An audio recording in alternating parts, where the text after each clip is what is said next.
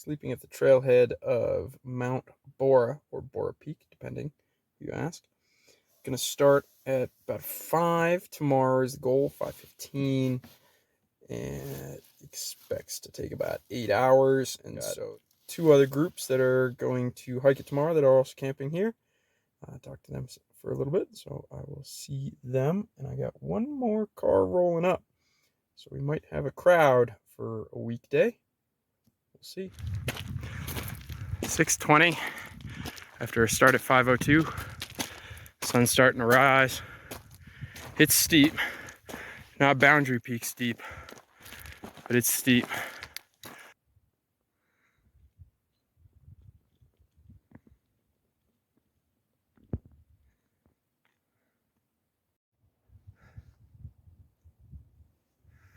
The trail is getting a little more meandering and less defined as we get up. Just kind of going.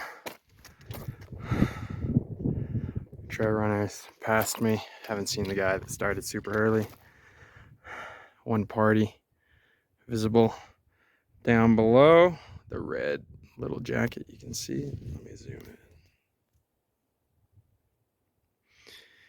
Towards the bottom center.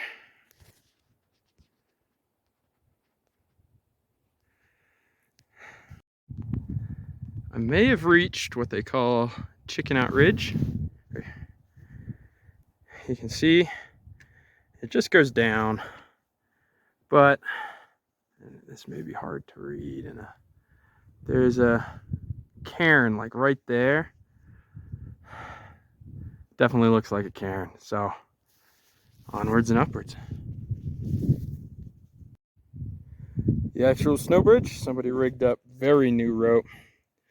You can go up and over or traverse. I'm gonna put on my spikes once I get down to the snow. So I'm gonna go for the traverse. Definitely spicy on either side.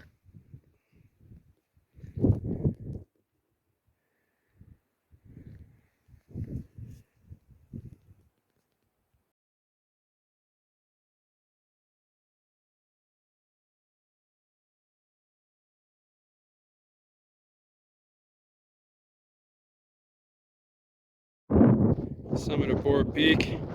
You can see the last saddle right there and the trail that crosses over. Snow bridge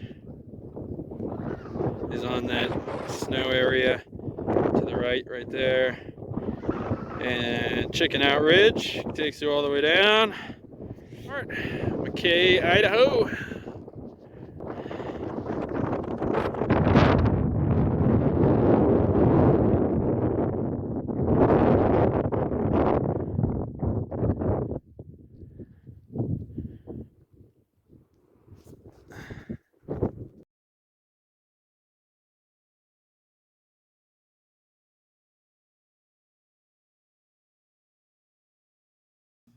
Some goods and others. Overall, this trip had a lot of goods. I found a solid place to camp at 7,400 feet, plenty high to acclimatize. I was able to wake up early and get moving on the trail, 5:04, 5:02.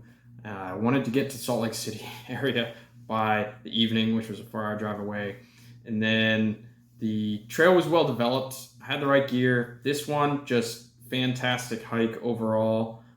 There are some others.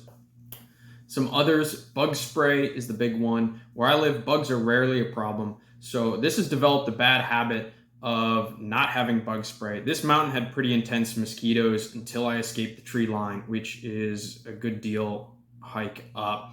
So definitely have some bug spray for it. Running from the mosquitoes does keep you moving at a good clip though. Some other info that's good to know. This hike has some very exposed sections, which I think is exhilarating, but can also be nerve-wracking depending on your comfort level there. Class 3 and Class 4 climbing should be respected. It can get dangerous, so just pay attention when you're doing it. And then by taking Chicken Out Ridge slow and steady, though, it's really not a problem. This may change if the wind is high or icy conditions, so take that into account. In regards to gear, I had my usual dry high altitude array, which for me is pants, light rash guard, t-shirt, long sleeve rash guard, a light sweatshirt, a hat, trekking poles, and light gloves. I love talking about gear though, so I could keep going about that, whether it's hiking, climbing, or sailing. So feel free to reach out, comment if that's something you have questions about or want to talk about. Thanks for watching another one of my full-length videos. I hope it felt like you were there with me on this trip. I have more coming, so subscribe and follow along here, Facebook and Instagram. And don't forget to pursue adventures on your own.